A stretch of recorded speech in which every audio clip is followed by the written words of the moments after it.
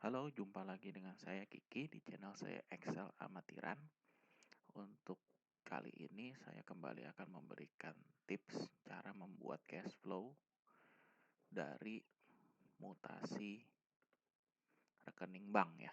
Dari rekening bank ini yang mutasinya formatnya seperti ini, kita ubah menjadi hasil akhirnya seperti ini kurang lebih. Jadi di sini ada summary-nya, saldo awal, total cash in berapa, total cash out berapa. Yang mungkin agak lebih detail lagi dari saldo awal, cash in from financing, investment activity, operational activity, dan cash outnya juga sama ya, financing activity, investment, dan operational activity. Dan lebih detail bisa seperti ini juga sebelahnya. Nah, bagaimana proses pembuatannya? Simak terus video ini ya. Nah, saya sudah siapkan datanya ya teman-teman. Jadi ini adalah data dari mutasi rekening. Mutasi rekening kurang lebih formatnya seperti ini.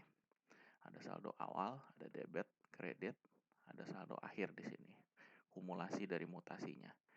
Nah, yang pertama harus dilakukan dari data ini semua, kita gabungkan menjadi satu kolom. Saldo awal, debit, kredit, semua jadi satu kolom. Bagaimana caranya?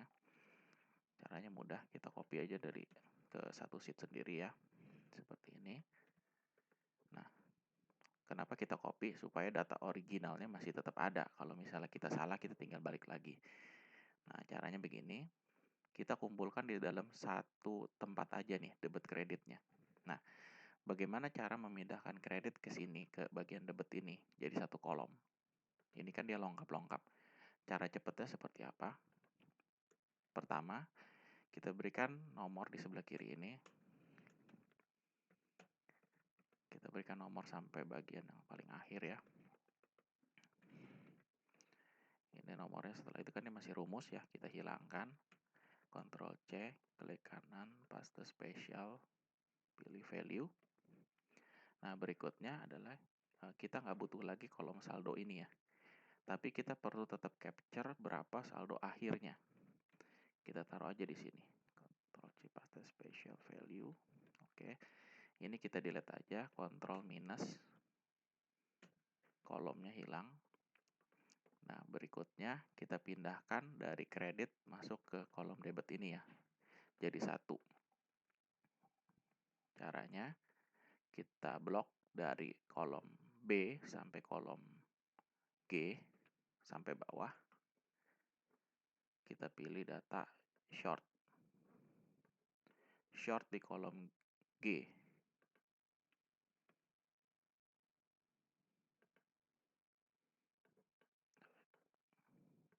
Headernya dihilangin. Kita pilih kolom G. Nah, jadi otomatis kolom G ini terkumpul jadi satu. Setelah itu kita pindah ke sini. Tapi kalau kita pindah ke sini, kolom G ini kan kredit, posisinya mengurangi. Jadi harusnya saat pindah ke sini, posisinya sudah minus. Bagaimana caranya? Kita klik di sini sama dengan masuk ke kolom G dikali min 1. Nah, kita copy ke bawah. Ctrl V. Nah, setelah selesai, rumusnya kita hilangkan ya. Kita beri titik koma. Ctrl C, klik kanan, paste spesial, value. Setelah itu kita pindah ke kolom F ini. Jadi kita blok shift, Ctrl, panah bawah, Ctrl X, pindah ke kolom F. Setelah itu berarti kita nggak butuh lagi nih kredit. Kita hapus Ctrl minus kolom. Oke. Nah, saldo awal kebetulan cuma ada satu ya, kita pindahkan aja manual. Nah, setelah selesai semua, nah inilah fungsi pengurutan di sebelah kiri di kolom B ini. Setelah selesai semua, kita blok lagi dari kolom B sampai dengan kolom F. Kita pilih data short kolom B. Nah, jadi kembali ke format awal ya. Nah, yang perlu diperhatikan adalah totalnya ini. Totalnya ini tidak boleh berubah, 202.653. Kita balik ke awal lagi, saldonya 202.653 ya. Udah oke berarti, udah sama. Nah, ini kolom ini kita udah nggak butuhkan lagi. Cukup seperti ini. Berarti ini total di sini. Nah, Rangka berikutnya adalah kita mengkategorikan mana pemasukan, mana pengeluaran. Jadi kita harus berikan kolom lagi di sini.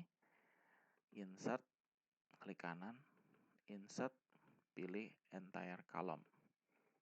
Nah, di sini kita tulis cash in garis miring cash out. Nah, setelah itu kembali kita bisa short, bisa filter sih teman-teman. Kali ini coba saya kasih filter ya, lebih gampang. Kita blok dulu semua dari C6 sampai dengan F40 ya. Kita pilih filter. Oh, kalau ini short, lebih baik short sebab kita belum ada key-nya. Jadi kalau kita short, yang minus ini akan hilang. Yang minus ini akan mengumpul dan yang positif akan mengumpul. Jadi kita lebih baik short aja ya. Oke. Blok semua, kita short by F, kolom F value-nya. Nah, setelah kita short ini, ya kita tahu yang minus ini adalah cash out. Berarti kita tulis di sini cash out. Kita copy ke bawah sampai di sini ya. Yang di sini adalah cash in.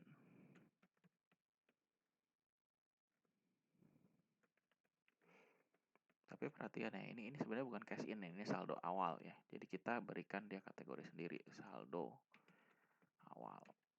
Oke, jadi ada 3 kategori, cash in, cash out, dan saldo awal. Setelah itu, seperti hasilnya ini loh. Cash in, cash out, saldo awal ya. Jadi sama di sini kategorinya. Nah, berikutnya kita balikan ke awal lagi. Kita blok dari B sampai dengan F. Short lagi di kolom B. Kembali lagi ke awal. Nah, datanya jauh lebih rapi ya. Nah, kalau ini kita lakukan pivot, sebenarnya sih sudah bisa. Kita klik di sini. Insert, pilih pivot table. Oke. Nah, sebenarnya di sini sudah bisa ya. Kita tinggal di sini masukkan pertama cash in-nya di row. Setelah itu keterangannya, setelah itu total. Nah, ini sebenarnya udah jadi laporan cash flow, sederhananya sih seperti ini. Nah, cuma jeleknya di sini awalnya ini ada posisinya masih di bawah nih. Kita harusnya saldo awal dulu, cash in, cash out. Nah, nanti kita bisa atur. Terus kalau yang namanya laporan cash flow, kita lihat hasilnya ya. Sebenarnya laporan cash flow tadi itu harusnya dia ada seperti ini, kategori seperti ini. Cash in from financing activity, cash in from investment activity, dan operasional kebagi 3. Sama dengan cash out-nya. Jadi kita harus kategorikan semua transaksi tersebut ke dalam kategori ini. Nah, kategorinya saya sudah buat di sini ya, dan urutannya saldo awal yang pertama, kedua, ini operasional, financing, dan investment terus ke bawah. Nah, jadi tabel ini kita akan gunakan di dalam data ini. Gimana caranya? Kita insert lagi sebelahnya di sini. Insert entire row, entire column, sorry. Nah, di sini kita berikan nama, tadi namanya apa kalau di sini ya? Oke, sin aja ya, nggak masalah ya. Oke. Ini terserah, bisa kita kasih grup misalnya. Bisa namanya terserah teman-teman di sini. Nah, di sini kita perlu identifikasi nih. Identifikasinya caranya bagaimana? Jadi pertama, seperti tadi kita short dulu, biar mudah mengidentifikasinya, kita short by kolom D ini, karena dikumpulkan cash in dan cash outnya ya. Kita short kolom D.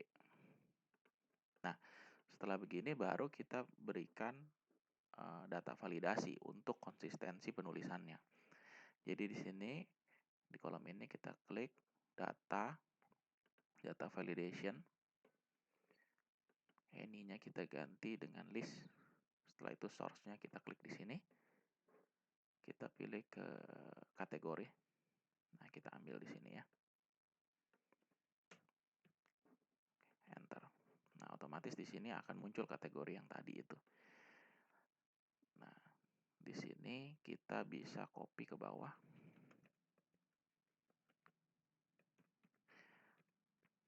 Jadi semuanya sudah ada data validation ya. Nah, berikutnya kita mungkin mulai mengidentifikasi ini transaksinya. Misalnya penerimaan itu masuk kategori dari cash in from operational activity ya. Nah, setelah ini kita bisa copy ke bawah. Nah, sampai di sini ya. Ini penerimaan dari customer semua, jadi operational activity. Oke, berikutnya penerimaan dari pinjaman bank. Nah, mungkin dapat pinjaman bank nih perusahaannya. Berarti kita pilih kalau pinjaman bank itu financing activity. Nah, terus ada juga penerimaan dari penjualan mobil bekas. Kalau mobil bekas itu kita masuk ke investment ya, karena aset yang sudah dijual. Terus berikutnya lagi di sini ya, untuk cash out-nya. Cash out-nya itu untuk bank transfer dia masuk ke cash out from operational activity.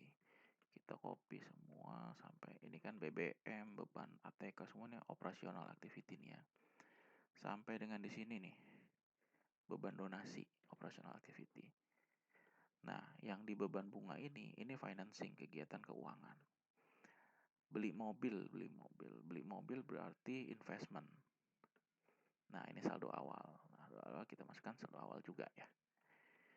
Nah, setelah kita buat grup seperti ini, kembali ke data ini ya. Yang tadi kita sudah buat ya. Pivotnya. Setelah itu kita bisa klik kanan, refresh untuk memunculkan semua yang tadi itu sebelah kanan ini. Nah, jadi sudah seperti ini nih. Kita bisa tambahkan lagi di sini. Misalnya kita keterangannya nggak mau, kita taruh grup di sini ya. Nah, ini sudah jadi sebenarnya di sini. Nah, cuma saldo awalnya masih di bawah. Bagaimana pindah ke atas saldo awalnya? Gampang sekali. Kita masuk lagi ke data, ke sini datanya. Berarti kan kita harus urutkan ya. Urutkan bisa juga di sini. Kita insert lagi satu. Berarti urutan.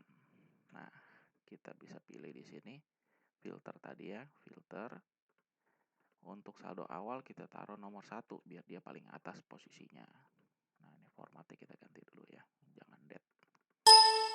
Oke, terus setelah itu cash in itu nomor 2.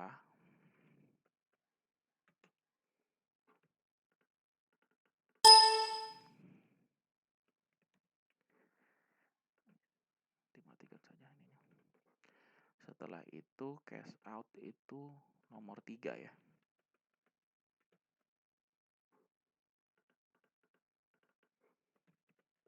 Oke. Nah, setelah sudah ada urutannya seperti ini, kita kembali short ke awal supaya formatnya lebih enak dilihat. Untuk master datanya nih, data utamanya nih. Di short di B ya, di sini ya. Nah, ini kembali ke awal lagi dengan susunan yang sudah jauh lebih rapi ya. Nah, hasilnya adalah di pivot ini. Nah, kita tinggal di sini klik kanan, refresh, dia akan keluar urutan di sini. Berarti urutan kita taruhnya di bagian paling pertama. Nah, seperti ini.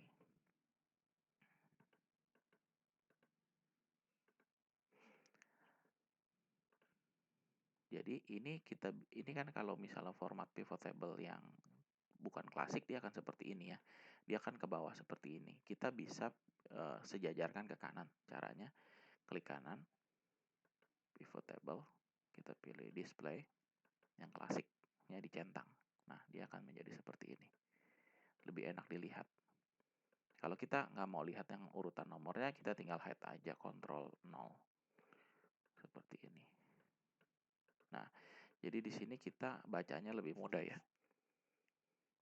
Jadi ada saldo awal di sini, ada cash in from financing, setelah itu investment, operasional, nah semuanya ada di sini. Dan pengeluarannya seperti ini juga. Dan total saldo akhirnya 202.653. Coba kita cek ya. 202.653 berarti sudah oke ya teman-teman datanya.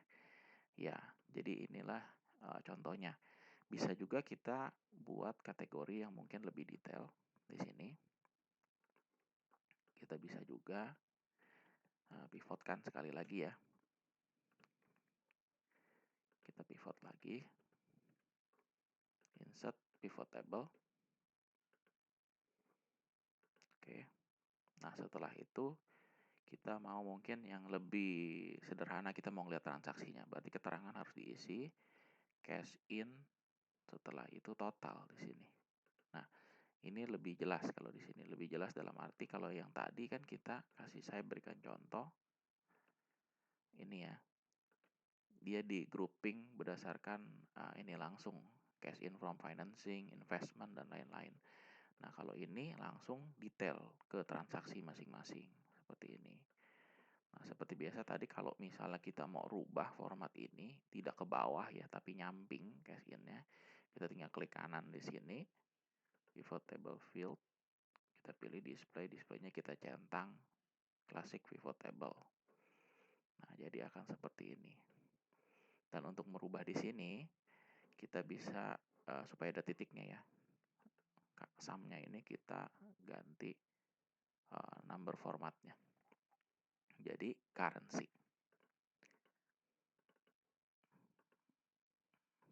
Nah, jadi seperti ini. Jadi laporannya berubah seperti ini ya, teman-teman. Jadi pertama itu data pertamanya di sini ya. Nah, dari mutasi bank seperti ini ya, kita bisa transpose menjadi data seperti ini. Data cash flow. Jadi cash flow itu intinya kan kita mengurutkan berapa total cash in, berapa total cash out. Jadi kalau ngelihat data seperti ini, total cash in, cash out-nya dia ada, ini urutannya kita taruh di depan supaya dia ngurut. Nah, seperti ini. Nah, jadi saldo awalnya di atas ya. Saldo awal plus cash in ditambah cash out. Hasilnya adalah saldo akhir. Nah, uangnya kemana aja? Penerimaannya ini semua, pengeluarannya ini semua. Nah, kalau kita mau melihat lebih umum, bisa ke sheet yang ini. Ya, yang ini, yang pivot ini ya. Nah, ini secara accountingnya kan seperti ini. Dia larinya transaksinya ke financing activity-nya berapa banyak, ke investment activity berapa banyak, operational activity berapa banyak. Baik dari segi cash in maupun segi cash out. Jadi analisanya tergantung teman-teman mau melihat dari sisi mana. Oke, ini adalah video tata cara pembuatan cash flow dari mutasi bank. Saya harap video ini berguna bagi teman-teman semua. Terima kasih.